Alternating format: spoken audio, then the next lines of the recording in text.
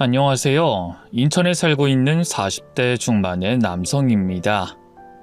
만약에 제 삶 자체를 모양으로 소개하자면 네모난 모양에서 모서리가 부드럽게 깎인 형태일 거예요. 평범하고 어디에 섞여 있어도 튀지 않는다는 뜻이기도 하고요. 하지만 어떤 사람들은 자신이 특별하길 바라기도 합니다. 겉으로 보여지는 것에 치중해서 원래의 성격이나 삶과 다르지만 포장만 그럴듯하게 해서 사람들에게 내보이는 거죠. 참고로 저는 그런 사람들을 극도로 혐오합니다. 제 생에 2번이나 그런 여자를 만났기 때문이죠. 일단 첫 번째 여자는 제 어머니였어요. 그때 제 나이가 6살인가 7살이었는데 어머니는 절 잡고 이야기를 했습니다. 넌 어린아이가 아니야. 엄마가 하는 말 이해하고 그리고 사람들이랑 대화가 가능하면 더는 그렇게 볼 순 없지. 그러니 늘 얌전하게 굴어야 해. 최대한 예의도 갖추고 울거나 큰 소리를 내거나 뛰어다니는 것도 엄마는 용납 못해. 알았니? 동생들이랑 노는 것도? 응, 안 돼. 허리 숙이고 인사해봐. 손은 배에 올리고. 그리고 옷 구겨지면 안 되니까 눕지도 마. 어른들 갈 때까지 어른스럽게 있어야 하는 거야. 존댓말 하는 것도 잊지 말고. 단순히 보면 그 당시에는 당연시됐던 가르침의 일종이었죠. 그땐 오냐오냐 키우는 분위기가 아니라 훈육을 위해서 몇 가지 들 정도였으니까요. 하지만 문제는 그 뒤에 이어지는 거짓말이었습니다. 대충 기억나는 걸 적어보면 결혼기념일에 아버지가 깜짝 파티와 함께 음식을 직접 준비해 줬다거나 정원에 자신을 위해서 꽃을 심어줬다거나 혹은 제가 학원 한번 다니지 않고도 좋은 성적을 유지한다는 그런 이야기였어요. 물론 저는 5살부터 영어 과외는 물론이고 학원도 다니고 있는 상태였고 아버지는 결혼기념일에 출장을 가셨었죠. 그래서 아버지와 어머니는 늘 그 문제로 다투시곤 하셨습니다. 내가 당신이 한 거짓말 때문에 얼마나 곤란했는지 알아? 거짓말을 했으면 나한테 말을 미리 해서 말을 맞추던가. 그쪽에서 나한테 정원을 어떻게 가꿨냐고 묻는데 식은땀이 다 나더라. 대충 그러려니 넘기고 웃으면 그만이잖아. 뭘 그거 가지고 짜증을 내? 그게 다가 아니잖아. 한두 번도 아니고. 저번엔 내가 목걸이 사줬다고 하고 레스토랑을 통째로 빌려서 깜짝 파티도 했다고 사람들한테 이야기해놨잖아. 도대체 왜 그런 말도 안 되는 거짓말을 해? 꼭 필요한 것도 아니고 대체 왜? 아버지의 물음에 어머니는 어깨를 으쓱하곤 대답했습니다. 이왕이면 완벽해 보이는 게 좋은 거지. 굳이 우리 남편 너무 바빠서 나 혼자 애 보고 불행한 결혼 생활에 미칠 것처럼 힘들다고 내가 사람들한테 칭얼거려야 좋겠어? 누가 그게 좋다고 그랬어? 해도 적당히 하라는 거야. 내가 출장을 간 걸 아는 사람들이 뭐라고 생각하겠어? 어차피 들통날 거짓말을 굳이 할 필요가 있냐는 말이잖아. 뭘 뭐라고 생각을 해? 그냥 당신이 정말 부지런하다 이렇게 생각하겠지. 그리고 오히려 당신은 나한테 고마워해야지. 내 덕분에 당신은 가정적이고 좋은 사람으로 포장된 거니까. 그러니까 앞으로는 좀 더 노력이라는 걸 해보든가. 내가 거짓말하는 게 그렇게 싫으면 당신이 진짜로 해주면 되는 거 아니야? 내 말이 틀려? 일 때문에 매일이 바쁘고 잠잘 시간도 없는 사람한테 너무 많은 걸 바라는 거 아니야? 매일이 이벤트고 매일이 축제인 그런 걸 나더러 하라고. 그리고 당신이 먹고 입고 바르는 것들이 다 어디에서 나왔는지 생각해봐. 내가 돈 안 벌어오면 당신은 어쩔 건데? 그게 좋으면 내가 차라리 일 그만두고 적당한 회사 들어갈까? 왜 내가 태기를 해야 해? 둘 다 잘 해내라고, 둘 다. 억지스러울 수도 있었지만 어쩌면 어머니 입장에선 그게 당연했을지도 모릅니다. 저는 그 부분에 대해서 잘 모르지만 애초에 어머니 집안이 굉장히 잘 살았다고 하더군요. 두 분이 결혼할 당시만 해도 아버지는 평범한 집안이라 반대가 심했을 정도였다고 들었죠.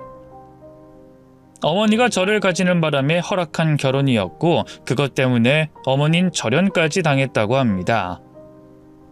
다행히 아버지 사업이 잘 되기 시작하면서 다시 연락을 이어가게 됐지만 거기에서 문제가 생긴 거였죠. 본인처럼 연애로 결혼한 게 아닌 집안 대 집안으로 결혼한 다른 자매들이 너무 잘 살고 있었던 겁니다. 그래서 더욱 보여지는 것에 열을 올리게 된 거죠. 때문에 친척들이 올 때면 최고의 남편, 꿈에 그리는 이상적인 가족을 연기하도록 강요했습니다. 당신 올 때 꽃 사와, 알았지? 흔한 장미 같은 거 말고 좀 독특해 보이는 거. 그 목화 같은 게 좋겠다. 오늘 우리 언니들 오는 거 알지? 잘해. 피곤한 티 내지 말고, 알았어? 무슨 소리야? 나 오늘 직원들이랑 회식 있다고 했잖아. 일주일 전부터 말했고. 그럼 꽃만 주고 나가! 잠깐 들리는 게 힘들어? 그게 힘들면 왜 나랑 결혼을 했어? 여보, 제발. 일이 우선이잖아. 그게 뭐 그렇게 중요해? 나한텐 중요해. 언니들이 날 얼마나 무시하는 줄 알아? 다른 남편은 교수의 의사인데 당신은 자수성가한 사업가? 물론 그것도 좋지. 하지만 바빠서 집에도 매번 늦게 들어온다는 거 알리기 싫어. 바쁘더라도 나한테 잘하고 아이한테 좋은 아빠인 그런 사람이 되면 좋잖아. 그게 더 멋진 거 아니야? 나 집안의 반대에도 당신 선택했어. 그니까 날 초라하게 만들지 말라는 말이야. 내가 많은 걸 바라는 거야? 가족이잖아. 가족들은 다 이해하고 서로 힘들면 감싸주는 게 가족 아니야? 아니, 우리 가족은 안 그래. 회기를 하지 마. 무조건 꽃 사들고 들어와. 오후 7시에 정확히. 아마 직접 그 장면을 보시면 가관일 겁니다. 그냥 들어와서 가져다 주면 되는데도 굳이 문을 두드리고 아무것도 모르는 척 어머니가 일어나 현관으로 나가죠. 문을 열면 아버지는 웃고 있고 등 뒤에는 꽃다발이 숨겨져 있는 겁니다. 여기서 포인트는 어머니는 그 사실을 모른다는 거였어요. 어머, 당신 오늘 바쁘다면서 이게 무슨 일이야? 하면서 감동적으로 꽃다발을 들고 고맙다고 하면 저희 아버지는 어머니의 이마에 뽀뽀를 해주죠.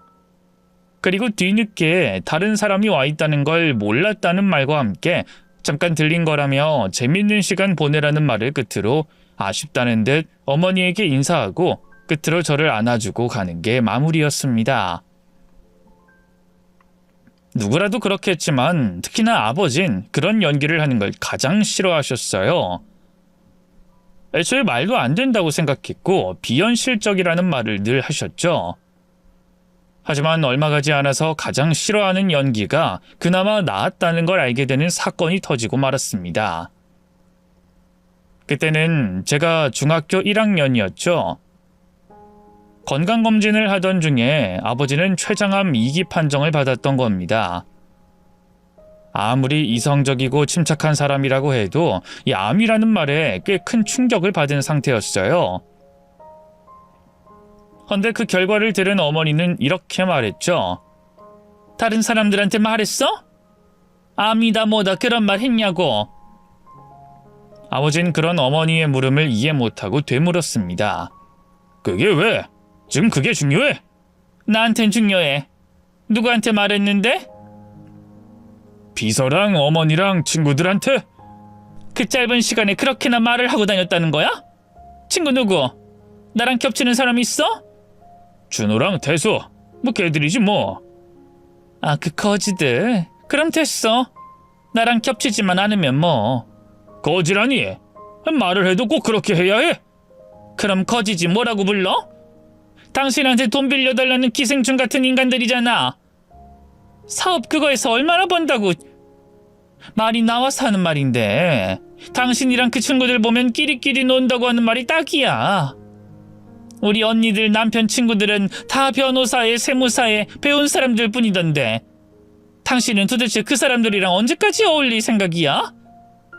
수준이랑 급에 맞지도 않는데. 몇 번이나 말했지만 걔들 우리 아버지 장례식 내내 같이 있었고 아버지 관까지 같이 들어준 오래된 친구야. 사업상 알게 된 그런 친구가 아니라고. 그리고 지금 그게 애초에 왜 중요한 건데? 내가 암에 걸린 걸 알리면 안 될 이유가 있어?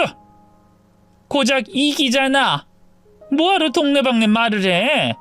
무슨 자랑을 하는 것도 아니고 굳이 할 필요 없는 짓을 왜 하냐고.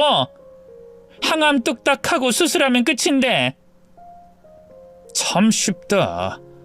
당신은 내 걱정보다 주위 사람들이 중요하다는 거야? 내 걱정은 안 돼. 왜 말이 그렇게 튀어? 내가 언제 걱정이 안 된다고 했어? 굳이 알릴 필요가 없다는 거잖아. 뭐 알린다고 암이 싹 사라져? 그게 가능하면 나도 당신을 위해서 확성기 들고 밖에 나가서 전단지까지 뿌렸겠지. 하지만 그거 아니잖아. 나 여기 아프고 어쩌면 잘못 들지도 모른다는 소리 들으면 남들이 불쌍하게 생각하지 진심으로 걱정 안 해줘. 속으로 좋아할지도 모르고. 그건 당신 생각이고. 아 몰라. 난 모르겠고. 어쨌든 난 동정은 질색이니까 내 주변에 아는 사람들한텐 입도 뻥끗할 생각하지 마. 정원이한테도 입당소 시킬 거니까 당신만 조심해. 알았지? 어머니 성격을 알고 있기에 아버지도 그냥 그 정도는 포기해버렸습니다. 하지만 어머니는 단순히 말을 하지 않는 수준을 떠나서 더 큰 걸 요구하기 시작했어요. 일단 아버지가 병원에 입원했을 때는 몇 번 찾아가서 병간호를 하는 듯 했었는데 얼마 안 가서 그것도 가지 않았죠.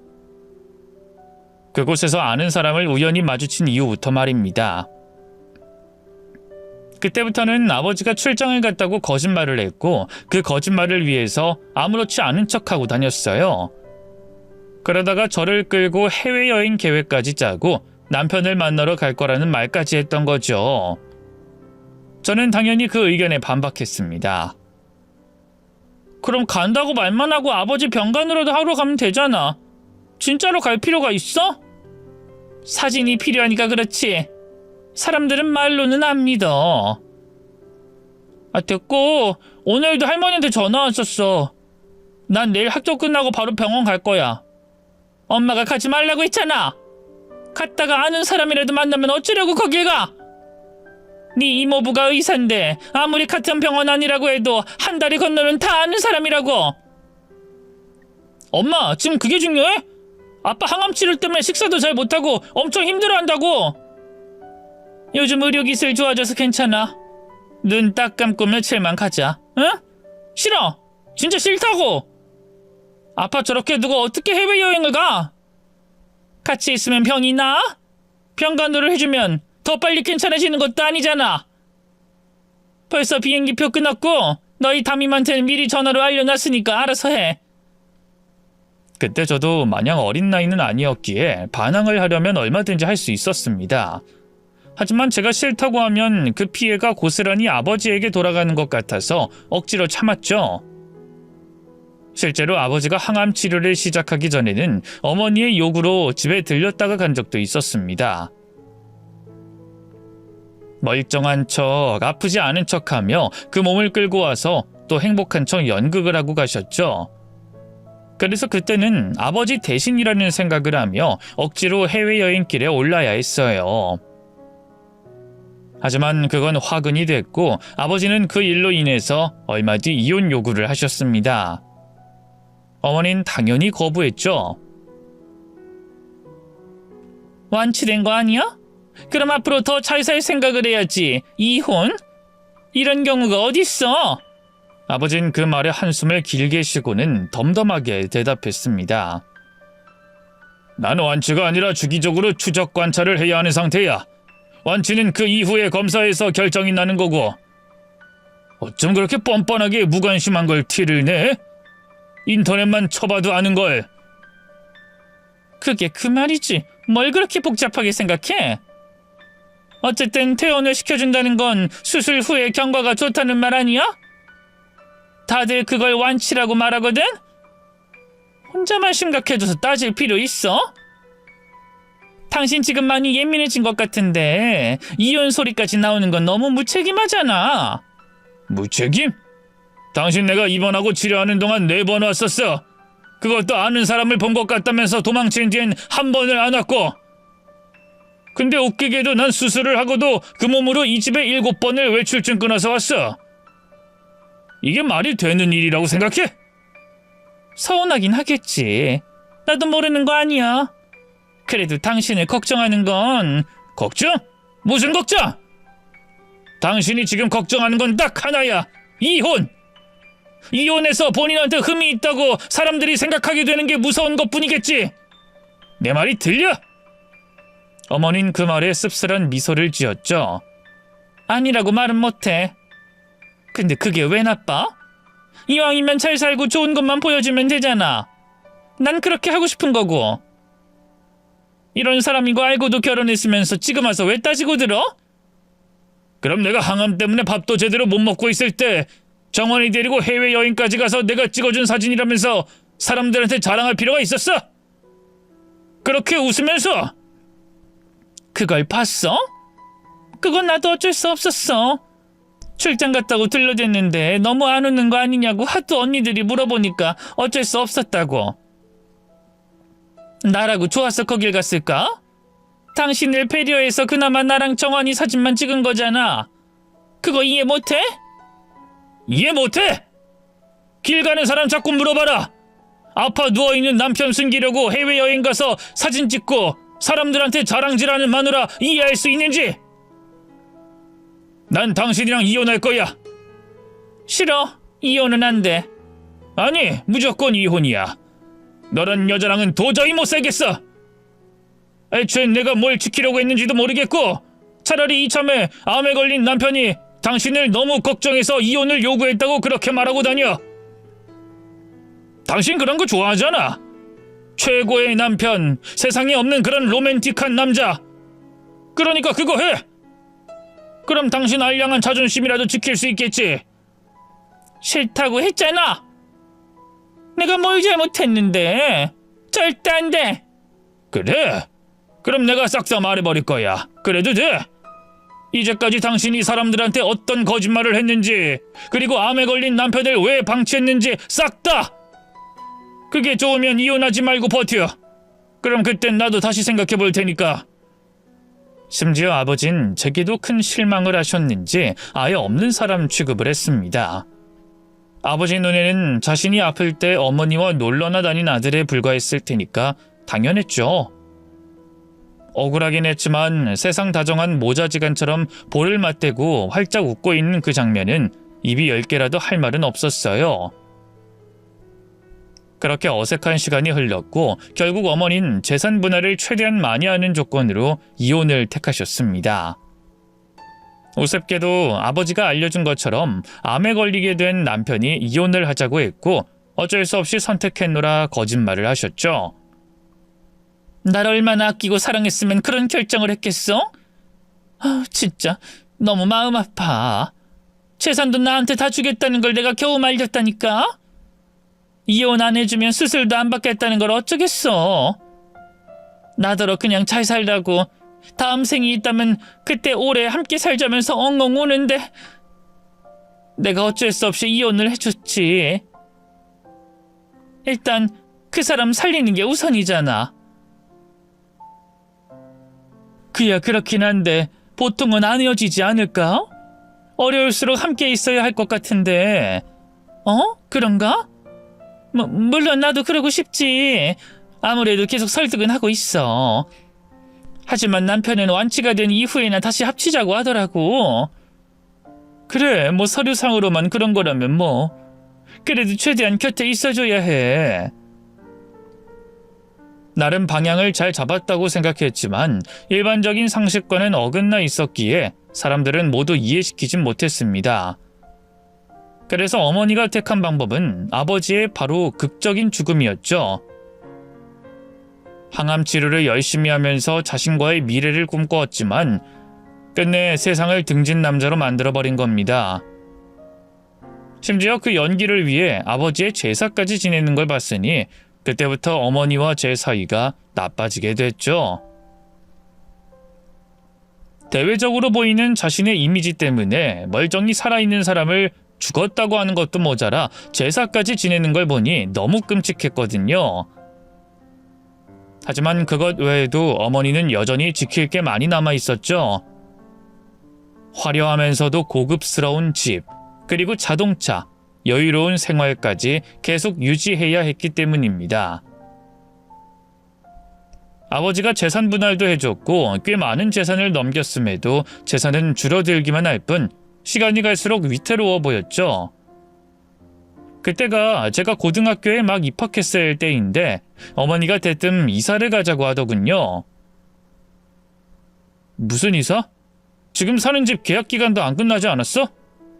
요즘 명품 아파트다 뭐다 브랜드 아파트가 엄청 뜨고 있잖아. 그래서 거기로 이사를 갈까 해. 솔직히 여긴 너무 구축이고 인테리어도 계속 보니까 좀 질려. 아이, 엄마 그냥 살자. 나 여기가 학교도 가까워서 좋은데 무슨 이사를 해. 다른 사람들은 다 그런 곳에 산다는데 나만 이 모양으로 이런 오래된 곳에서 살아야 해? 그냥 여기 팔고 다른 곳 들어가서 더 잘 살면 되는 거지. 하지만 그런 곳은 더 비싸지 않아? 얘가 꼭 지 아빠 같은 소리를 했네. 돈은 걱정하지 마. 월세로 들어가면 되니까. 아니, 전세도 아니고 월세? 아니, 그럼 돈이 계속 빠져나가는 거잖아. 매매를 못할 것 같으면 차라리 전세로 들어가. 안 그럼 가진 돈도 다 잃어. 여기 팔면 전세로는 들어갈 수 있는데 그럼 인테리어도 못하고 집에 맞는 가구도 들여야 하는데 그것도 어려워지잖아. 어쩔 수 없어. 엄마! 잔소리하지 마! 나 그거 듣기 싫어서 이혼한 거야. 그리고 내가 이혼해서 내가 받은 돈인데 내가 어떻게 쓰던지 넌 상관하지 마. 학생이면 학생답게 공부나 더 열심히 하고. 가뜩이나 요즘에 너 성적 떨어져서 내가 얼굴을 못 들고 다니겠으니까. 핑계로 들릴 수도 있는데 불안해서 공부가 손에 잡히지 않긴 했습니다. 집에 저와 어머니 단둘임에도 불구하고 그 당시 월세만 100만 원이 나가고 있었고 생활비는 그보다 더 많이 나갔죠. 백화점에서만 사야 한다는 빌어먹을 과일과 옷, 주기적으로 바뀌는 가방까지 그런 소비들은 저를 불안하게 만들기 충분했고 제 우려는 얼마 가지 않아서 현실이 됐습니다. 하루는 제가 집에 들어갔는데 불이 켜지지 않았고 어머니에게 물었더니 이러더군요. 아, 전기세가 미납돼서 그런 모양이네. 나중에 내면 그만이지 뭘 그런 걸. 아유, 엄마, 지금 그걸 말이라고 해? 전기세 미납이라니. 걱정 마. 어떻게든 될 거야. 아, 잔소리하지 말고 방이나 들어가. 그리고 나중에 친척 들어오면 전기세 그런 소리 하지 말고 그냥 고장났다고 말하면 된다. 알았지? 아, 도대체 언제까지 그럴 건데? 아, 평생 이렇게 살 거야? 제 말에 어머니는 짜증을 냈습니다. 그럼 나더러 뭘 어쩌라는 건데? 밖에 나가서 일이라도 하라는 소리야? 다른 집은 다 그렇게 해. 현실적으로 생각을 해야 할 거 아니야. 지금 전기세도 미납돼 있으면서 꼭 이 집에서 그 큰 돈을 주고 월세로 몇 년을 살았잖아. 굳이 이렇게까지 하는 이유를 난 모르겠다고. 아, 우리도 그냥 남들처럼 벌어서 아끼고 그렇게 좀 살면 안 될까? 너나 그렇게 살아라. 엄마는 그런 거 못해. 난 태어났을 때부터 원래 잘 살았어. 그리고 이미 사람들한테도 여유 있다고 다 말해놨는데 여기서 일을 시작하면 내가 쌓아온 게 뭐가 되겠어? 사람들이 날 얼마나 비웃겠냐고. 아, 비웃으면 좀 어때? 그게 뭐 어때서? 사실 겉으로만 멀쩡한 게 더 웃겨. 돈 없는 게 자랑은 아니지만 없으면서 있는 척하는 것도 정상은 아니야. 아주 잘났네. 그럼 너 학교 졸업하고 바로 일 시작해. 그럼 간단한 거 아니야? 그땐 나도 너 잔소리하는 거 조금은 참아줄 테니까 지금은 그냥 입 다물고 가만히 있어. 차라리 그때 제가 상황 파악을 빨리 했더라면 조금은 나아졌을지도 모릅니다. 하지만 저는 어렸고 돈에 대한 개념도 제대로 잡히지 않은 상태였죠. 형편상 대학은 포기해버렸고 바로 직장에서 일을 시작했습니다. 그리고 어머니가 하도 죽는 소리를 해서 어쩔 수 없이 제 명의의 카드를 내어준 게 화근이 돼버렸죠. 카드 돌려막기를 하다가 터지게 된 것은 물론이고 카드로 현금 서비스까지 받았다는 걸 뒤늦게 알았을 때 이미 제 빚은 6천이 훌쩍 넘어 있었습니다. 그때 제 나이는 고작 23살이었고요. 그 이후로 저는 살아도 사는 것 같지가 않았습니다. 최대로 많이 잔 게 4시간이었고 그 나머지 시간은 미친놈처럼 일만 해야 했죠. 헌데 정작 그 상황을 벌려놓은 어머니는 저에게 이런 말을 하더군요. 나 채원해. 너야 이제 성인이니 별 문제는 없을 거고 우리 아들 정한인 엄마 새 출발하기 도와줄 거지? 결혼식도 하려면 이것저것 돈도 들고 하는데 여유 자금이 있어? 저는 너무 어이가 없어서 겨우 입을 열었습니다. 지금 그걸 말이라고 하는 거야? 날 이 꼴로 만들어 놓고 왜 또 화를 내? 어쩔 수 없었다는 거 알잖아. 뭘 어쩔 수 없어! 엄마가 그러고도 엄마는 맞아? 내 카드고 내 명의였어. 어디에 어떻게 썼는지 다 나오는데 엄마가 가방 사고 구두 사고 사치품만 안 샀어도 나 그냥 회생 절차 밟아도 됐었어. 근데 사용 내역이 다 사치품이라서 가능성도 없다고 해서 이렇게 된 거야? 겨우 4시간 잘까 말까 하면서 미친놈처럼 사는데 그런 내 앞에서 재혼하는데 돈을 달라고? 이미 지난 일을 또 되새기면 뭐 어쩌자는 거야? 막말로 너도 내 밑에서 편안하게 살았던 거 사실이잖아. 그 정도는 자식이 부모한테 해줄 수 있는 돈 아니야? 다른 집 자식들은 그놈의 다른 집 자식 이야기하기 전에 다른 집 부모는 어떻게 사는지 봐. 엄마가 늘 비교하는 애들은 23살에 이런 빚 생기지도 않아. 그것도 형편이 어려워서도 아니고 본인 이미지에 미친 부모 때문에 이 꼴 나는 사람은 없다고. 뭐? 그래서 어쩌라고? 돈 갚아. 내가 절반 갚았으니까 엄마도 내 이름으로 버려놓은 거 책임지라고. 내가 돈이 어딨어. 결혼자금도 여기 보증금 빼서 겨우 들어갈 수 있는데. 어쨌든 뭐 너도 못해준다니 더는 말은 안 할게. 그래도 결혼식엔 참석할 거지? 원하면 할게. 근데 나 거짓말은 안 해. 엄마 분명 그 사람한테도 거짓말했을 거잖아. 서울대라도 나왔다고 했어? 아님 변호사 준비라도 한다고 했나? 그게 뭐든 나 무조건 솔직하게 내 사정 다 말할 거고 빚 상환 때문에 잠도 못 잔다는 말도 할 거야. 알았어? 독한 놈. 어쩜 지혜비랑 이런 것까지 똑같아? 됐다고. 아픈 아버지도 본인 이미지보다 뒷전이었으니 빚이 있는 자식을 버리는 건 어렵지 않았을 겁니다. 저는 어머니에게 더는 특별하지도 않았고 자랑거리도 아니었으니까요. 때문에 그 결혼 소식을 마지막으로 어머니의 얼굴은 볼 수 없었죠. 일이 끝나고 난 뒤 돌아온 집에는 라면 박스 3개 분량의 제 짐이 전부였습니다. 어머니는 도둑처럼 제가 출근한 사이에 짐을 빼버리고 사라져버렸던 거죠. 어쩔 수 없이 고시원으로 짐을 옮겼는데 정말로 허탈하더군요. 그래도 마음만은 편했습니다. 물론 현실은 크게 달라지진 않았어요. 빚은 여전히 존재했고 저는 그 빚을 갚으려고 4년이나 그 고시원에서 벗어나지 못했기 때문입니다. 그러다 마침내 모든 빚을 다 갚았고 작은 빌라로 이사를 해서 사람답게 살게 된 게 31살이었죠. 그날 저는 이불 한 채만 덩그러니 있는 그 빌라에서 목 놓아 울었습니다. 이불과 베개로 소리를 겨우 죽이면서 말이죠. 그건 방음이 취약했던 고시원에서 생긴 버릇이었습니다. 다행히 그 이후로는 주말엔 쉬기도 하면서 평범하게 살았던 것 같아요. 시간적 여유가 생기기 시작했을 때는 야간 대학 졸업까지 했습니다. 그러다 이직을 하면서 좀 더 안정적인 월급도 받으면서 주 4회 치킨집에서 아르바이트도 했죠. 그때 만나게 된 것이 아내 현주였습니다. 함께 아르바이트를 하다 보니 그 사람 사정도 알게 됐죠. 실은 저희 엄마가 사고를 좀 쳤어요. 그 빚을 갚아야 해서 이렇게 늦게까지 일하는 거고요. 좀 이상하긴 하죠? 원래 자식들이 대부분 사고를 치긴 하는데. 아니요, 너무 이해가 돼서요. 저희 엄마도 좀... 어머, 신기하다. 우리 비슷한 점이 있었네요? 다들 이해 못해서 설득하기도 싫었는데 아무래도 평범한 일은 아니니까요. 맞아요.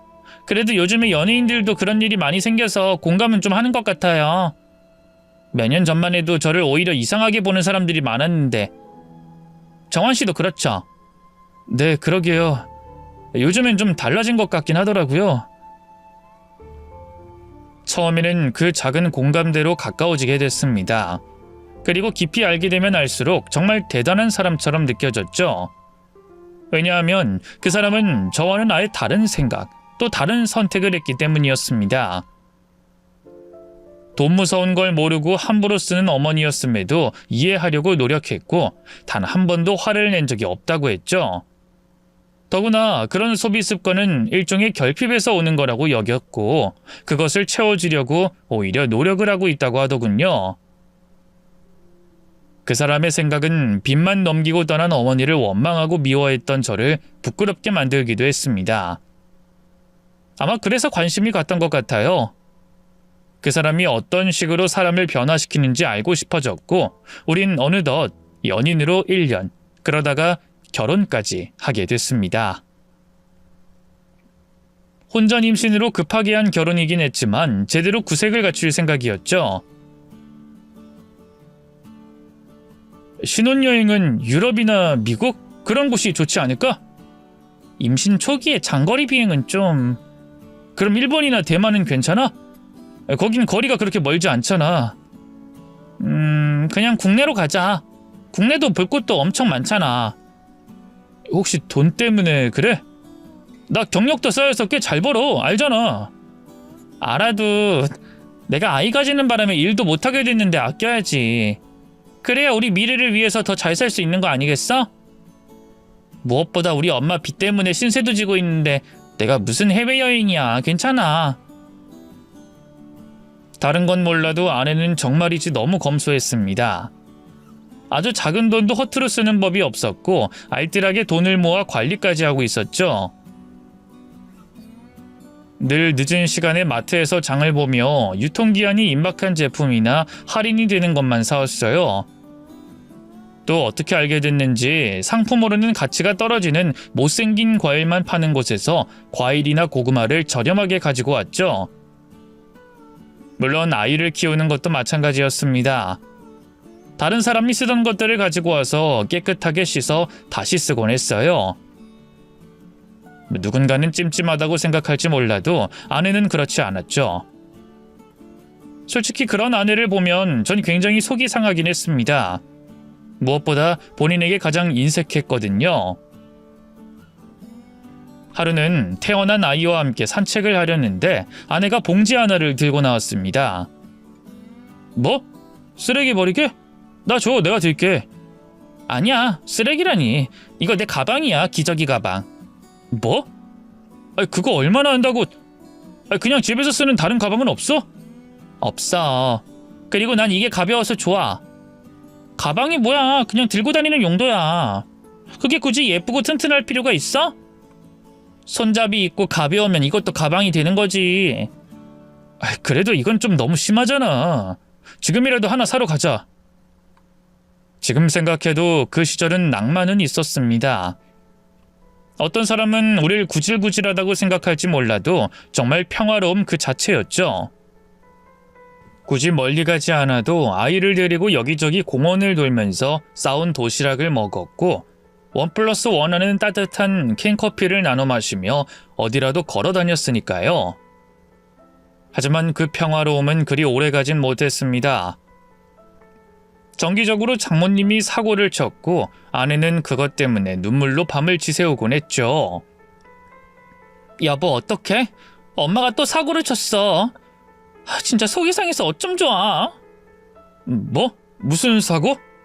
내가 전화라도 해볼까? 내가 걸어도 전화 안 받아. 이모한테 1,000만 원을 빌렸는데 그걸 안 갚고 있었대. 당장 이모가 급하게 돈이 필요하다고. 이모부가 수술을 하신다고 하는데 어쩜 좋아. 머리가 깨질 것처럼 아팠지만 내색은 안 했습니다. 괜찮아. 내가 어떻게든 마련해 볼게. 우리 모은 돈도 있으니까. 그거 모은 지 얼마나 됐다고 그걸 또 깨. 3달 전에도 또 그렇게 해서 돈 깨졌었잖아. 차라리 내가 일을 다시 해볼까? 몸이 안 좋긴 해도 어떻게든 돈을 모아야 하니까. 출산 이후부터 몸이 안 좋다면서 무리하게 왜 일을 해. 괜찮아. 내가 도울게. 하지만 당신한테 미안해서. 진짜 엄마는 언제까지 저러실지 모르겠어. 요즘은 엄마 생각하면 가슴이 꽉 막히고 너무 답답해. 내가 잘하고 있는 건지도 모르겠고 우울증이 온 것 같다고 해야 하나? 당신한테 면목이 없어. 콱 죽고 싶은 마음이 들고. 그런 생각 드는 거 나도 겪어봐서 잘 알아. 하지만 그 생각에 잠식되지 마. 우울증이라는 건 늪 같은 거야. 한 번 빠지면 점점 가라앉기만 할 뿐이라고. 미안해. 당신한테까지 이런 부담을 주고 싶지 않았는데. 난 도저히 우리 엄마를 포기할 수가 없어서 그래. 진짜로 너무 미안해. 가슴을 부여잡고 엉엉 우는 아내를 달래고 저는 함께 울어줬습니다. 미안하긴 한 건지 저만 보면 스리슬쩍 자리를 피하는 장모님을 보면서 화가 나긴 했지만 최대한 많이 챙겨드리려고 노력도 했죠. 적어도 시간이 흐르고 더 나이가 들면 조금은 달라질 걸 기대했고 시간은 그렇게 흘러 어느덧 제 딸이 7살이 됐습니다. 하지만 기대와는 달리 장모님은 조금도 나아지지 않았고 오히려 씀씀이가 더 커지기만 했죠. 하루는 아내가 그러더군요. 엄마가 이번에 이사를 하고 싶다고 하시네? 지금 사는 곳이 오래되기도 했고 집주인이 돈을 좀 올려달라고 한 모양이야. 그래서 조금이라도 보태고 싶은데 가능할까? 전세니까 우리 돈이 딱히 사라지는 건 아니잖아. 저번 달에도 냉장고인지 뭔지 고장났다고 해서 바꿔드렸잖아. 하지만 집을 옮기는 건 더 큰 목돈이 드는 일이고 또 이사 가면 필요한 건 더 생길 거 아니야. 제 말에 아내는 불쾌함을 그대로 드러냈습니다. 당신은 몰라. 지금 상황이 당신 상황이라고 해도 그렇게 쉽게 말할 수 있어? 난 만약에 당신 부모님이 이런 일 때문에 고민하면 당연히 그러자고 했을 거야. 정말 실망이야. 솔직히 그때쯤 되니까 거의 돌아버릴 것 같긴 했어요. 아내의 마음을 모르는 건 아니지만 통장만 보면 한숨이 나오는 건 어쩔 수 없었죠. 돈이 모일만 하면 무슨 일이 터지고 또 만기가 코앞에 오면 꼭 돈 쓸 일이 생겼습니다. 마치 돈이 언제 모이고 빠지는지 알고 있는 것처럼 순서대로 착착 진행이 되는 상황이 버거웠죠. 23살부터 40대가 된 그때까지 저는 단 한 번도 일을 쉬어본 적이 없는데도 그 돈까지 주게 되면 통장에 남은 돈은 100만 원 남짓이 전부였으니까요.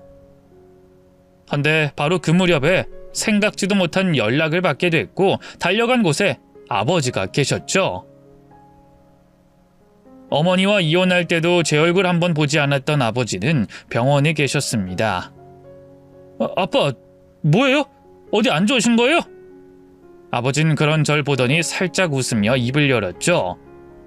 오랜 시간 보지 않아서 못 알아볼 줄 알았는데 어릴 때 얼굴이 그대로 있네. 지금 그게 중요해요? 무슨 일인데요? 어디 아픈 거예요? 재발했단다. 이제 손을 쓰기도 힘들다고. 처음에 수술하고 완치 판정 받았는데 일이 이렇게 됐네. 매번 정기적으로 검사를 받았는데도 안 되는 건 안 되는 모양이야. 수술 안 받으면 앞으로 길어도 3개월이라고. 그래서 너한테 마지막 인사라도 하고 싶었다. 예전에 내가 너한테 참 못할 짓을 했잖아. 너도 그때 참 어렸는데 너한테까지 그러면 안 됐는데 말이다. 그때 아빠 몸이 아팠잖아요. 마음의 상처는 더 컸을 거고. 네 엄마 소식 들었다. 너 버리고 재혼한 거. 그리고 너한테 빚까지 물려줬다는 것도. 예전 일이에요. 이젠 평범하게 그냥저냥 살고 있어요. 수술하세요. 항암치료 받자고요. 요즘 기술은 예전보다 더 좋아요. 아시잖아요. 해서 뭐 하겠니?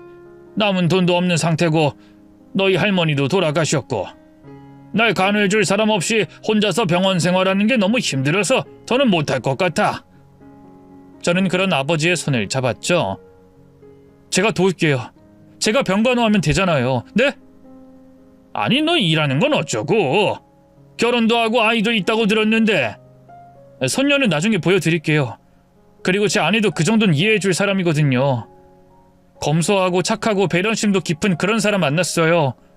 무엇보다 예전에 아버지 병문안도 제대로 못 간 거 그게 제 속에 남아있어요. 그때 어머니가 뭐라고 해도 그냥 의지대로 했어야 했는데 그러니 지금이라도 기회 주세요. 아버지의 상황 그리고 예전에 제가 못해드렸던 것들을 떠올리니 가슴이 너무 아팠습니다. 그래서 고민 끝에 일을 그만둔다고 회사에 이야기를 해놨죠.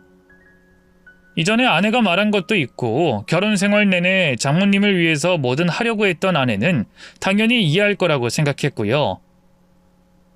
하지만 아내의 반응은 제 상상과는 확연하게 달랐죠. 일을 그만두겠다고 말을 했다니? 지금 그걸 말이라고 해? 인수인계도 있으니까 미리 말을 해둔 거야. 당신한테 미리 상의를 하지 못한 건 미안해. 그래도 나 깊게 고민하고 결정했어. 일단 일을 그만두면 퇴직금이 나올 거고 일단 몇 개월은 그걸로 버티다가 아버지 괜찮아지시면 이직할 수 있어. 나 경력도 충분하고. 나이는 생각 안 해?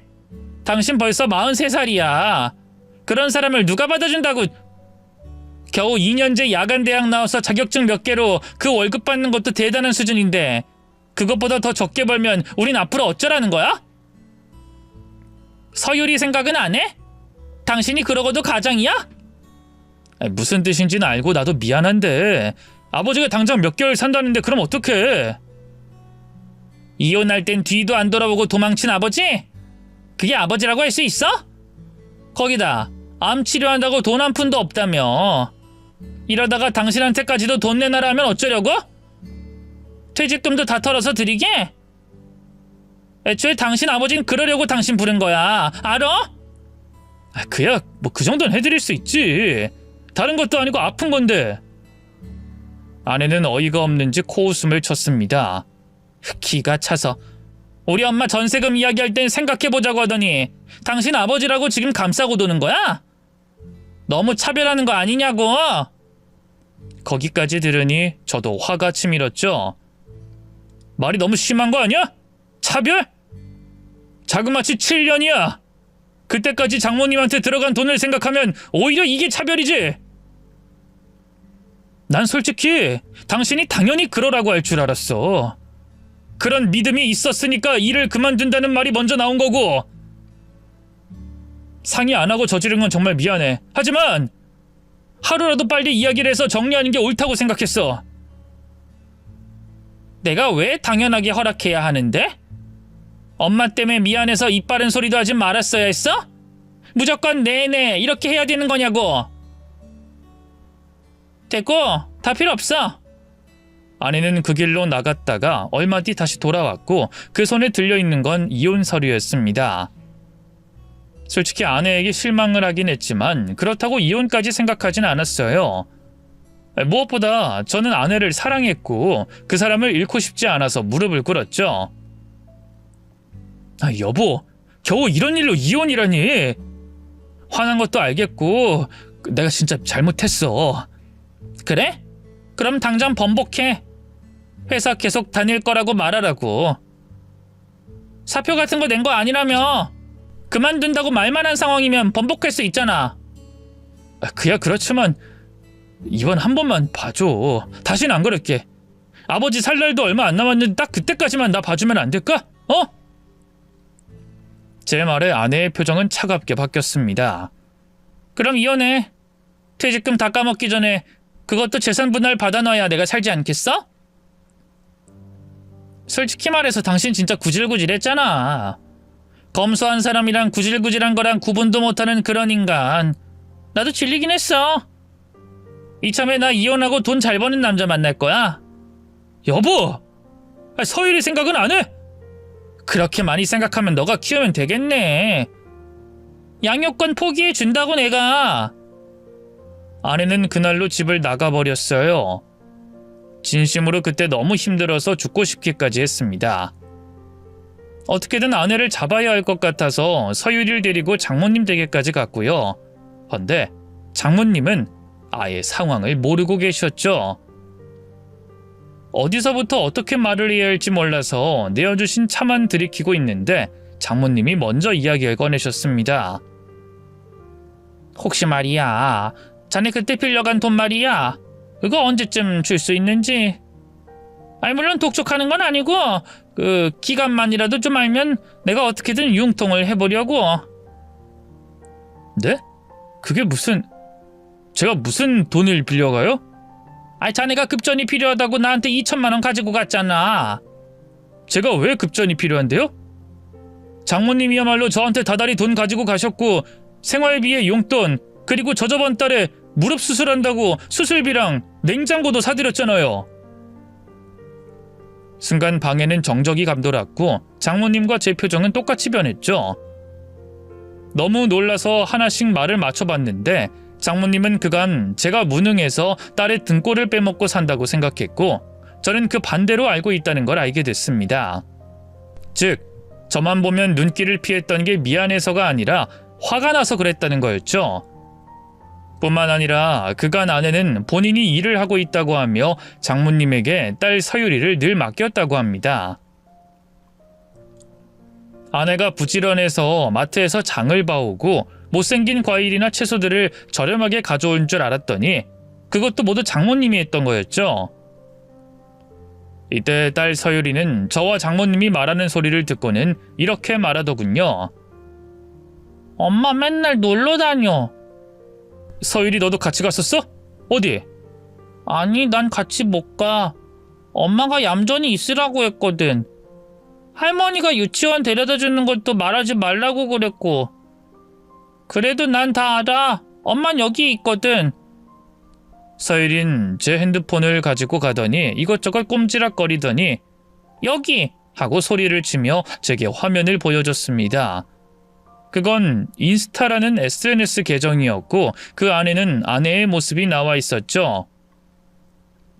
비키니를 입고 수영장에 간 사진, 유명한 맛집에 간 사진, 명품 가방을 들고 있는 모습까지 제가 단 한 번도 본 적 없는 것들이 모여 있었습니다. 그걸 보는데 구역질이 치밀었고 온몸이 떨렸죠. 그대로 서열이 장모님에게 맡기고 아버지 병원으로 향했습니다. 그런데 진짜 최악인 건 아버지가 보이지 않았다는 거죠. 설마... 이러면서 간호사에게 아버지가 어딨냐고 물었는데 간호사는 덤덤한 표정으로 말했습니다. 퇴원하셨는데요. 어제 저녁에요. 네? 당장 언제 죽을지도 모를 사람을 퇴원이라니... 통증 때문에 힘들 텐데 그걸 그냥 뒀다는 건가요? 혹시 병원비가 밀려서 퇴원 강제로 시키거나 한 거면 말을 하세요. 제가 낼게요. 제 말에 간호사는 눈을 껌뻑거렸고 다시 확인을 해보더니 이렇게 대답했죠. 교통사고로 허리가 좀 안 좋아서 오시긴 했지만 그걸로 죽진 않아요. 수술도 안 하셔도 될 정도인데 뭔가 오해가 있으신 것 같아요.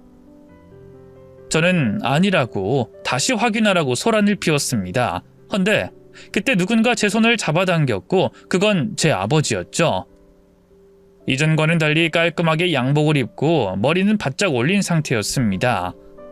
여기에 더해 저를 보며 멋쩍게 웃고 있으니 답이 나오더군요. 거짓말이었다는 거 말입니다. 당연히 저는 아버지에게 화를 냈어요. 울분을 쏟아내며 어떻게 그럴 수 있냐고 소리를 질렀죠. 거기에는 제 아내 때문에 받은 상처까지 더해졌고 끝내 눈물까지 터졌습니다. 나한텐 최고의 직장이었는데 아빠가 그런 거짓말을 하면 이혼까지 해야 하고 지금 서유리도... 도대체 왜 그랬어? 내가 그렇게 미웠어? 내 인생을 망하게 할 정도로? 아니, 나한테도 설명할 시간을 좀 줘. 조금만 진정하고 이야기를 해봐. 그 이혼이라니. 저는 아버지에게 그간 일어난 일, 그리고 뒤늦게 알게 된 진실까지 모두 털어놨어요. 너무 힘들어서 꺽꺽 울면서 겨우 한마디씩 토해냈죠. 그 이야기 다 들은 아버지 역시 이야기를 해주셨습니다. 어머니 때문에 아무도 믿지 못하게 됐다고, 아들인 저 역시도 자신을 버렸다는 생각을 떨치기 힘들었다고 하시더군요. 그러다가 우연히 제 소식을 들었고 저를 시험해 보고 싶었다고 합니다. 마침 접촉사고로 병원에 입원하게 되면서 그 계획을 꾸민 거였고요. 널 시험한 건 정말 미안하다. 하지만 너도 그 사진, 내가 죽어가는데 해외에서 해맑게 웃고 있는 그런 사진을 찍었다는 게 도저히 용납이 되지 않았어. 근데 넌 나를 위해 기꺼이 모든 걸 포기하고 돌본다고 했지. 덕분에 모든 게 오해였다는 걸 알게 됐고. 저는 한숨을 쉬며 따졌죠. 좋아요. 다 좋아요. 암에 안 걸린 거 그나마 다행이고 좋은 일이니까. 그래도 제가 일을 그만두게 만들진 말았어야죠. 저한텐 인생이 걸린 일인데. 아니, 그건 잘 됐지. 어차피 관둬야 하니까. 네? 내 사업 이어갔으면 했거든. 내 밑으로 들어와서 일 배워라. 연봉은 지금 받는 2배 주마. 그리고 그런 여자랑은 이혼해. 최대한 빨리. 이혼 도장 찍고 일단 아파트부터 구매하자. 그 다음에는 차. 제대로 자랑을 해. 알았니? 땅을 치고 후회하게 하란 말이야. 아내가 감추고 있던 모습을 봤기에 망설임 없이 이혼 소송에 돌입했습니다. 아버지가 변호사까지 지원해줘서 제대로 탈탈 털어버리기까지 했죠. 덕분에 아내는 원하는 만큼 재산 분할을 받을 수 없었고 오히려 제게 위자료까지 지급해야 하는 상황이 왔습니다. 인스타에 있던 사진, 통장 내역만 확인해도 증거는 넘쳐났으니까요. 그리고 마침내 이혼이 확정됐을 때 저는 아버지가 뽑아준 고급 외제차를 일부러 대놓고 보여줬습니다. 뭐야? 어디서 렌트했어? 참나. 사고라도 나면 노예가 될 텐데 적당히 해. 전 그런 아내를 보며 여유롭게 웃어줬죠. 아, 몰랐겠구나. 나 이집도 했어. 여기 명함. 아내는 제 명함을 보더니 눈이 2배로 커지더군요. 당신 뭐야? 여길 어떻게 들어가? 아니 애초에 여기서 직함 달았다고 해도 당장 저건 무리잖아. 고작해야 몇 개월인데 미쳤어? 아, 아버지가 거기 대표거든. 내가 회사 물려받기로 했지. 뭐? 망했다고 시한부라고 했잖아. 돈도 한 푼 없다고. 거짓말이더라고. 아버지가 날 시험하신 거였고 난 통과를 했고 당신은 통과를 못했고. 이제 이해가 돼? 어쨌든 나보다 돈 더 많은 남자 만나려면 좀 더 힘내야겠다. 아니, 불가능하다고 해야 하나? 나 정도로 돈 버는 사람이 당신 같은 사람 안 만나지. 어쨌든 잘해봐.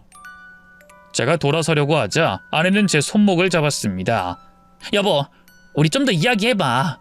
이렇게 그냥 가는 법이 어딨어. 서율이 생각은 안 해?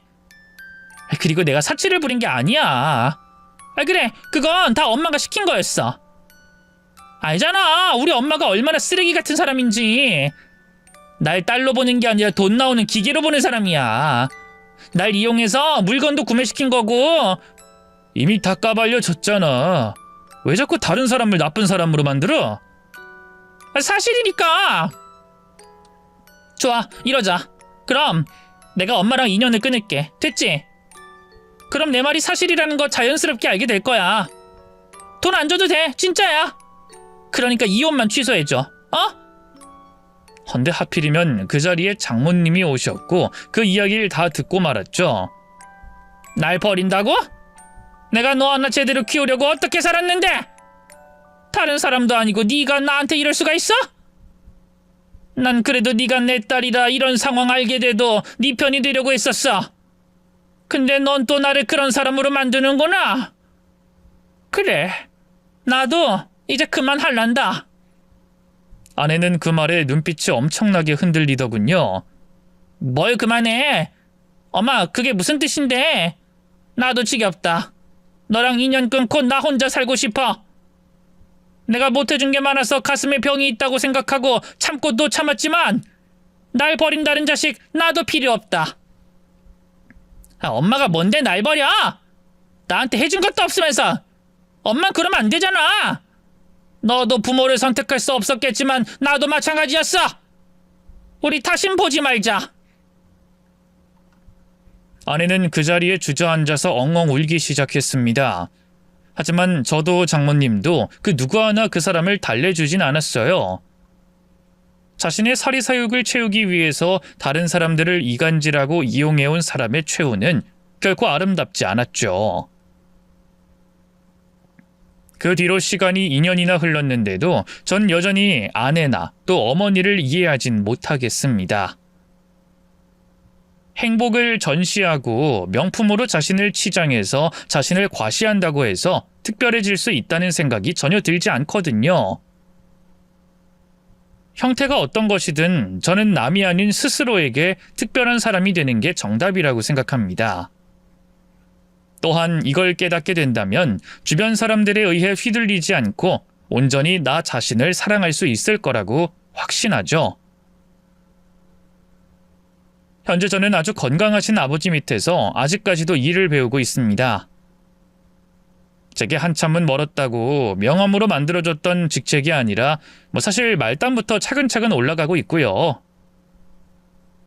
그리고 장모님과도 인연을 이어가고 있는데 제 딸을 봐주시고 저희 집안일을 맡아 해주시고 계시죠. 물론 그에 합당하는 월급은 아주 넉넉하게 챙겨드리고 있습니다. 앞으로도 끝까지 함께 인연을 이어가면 좋겠네요. 끝으로 이야기 잘 들어주신 구독자님들에게 감사를 전하며 글을 마치겠습니다. 모두 행복하셨으면 좋겠어요.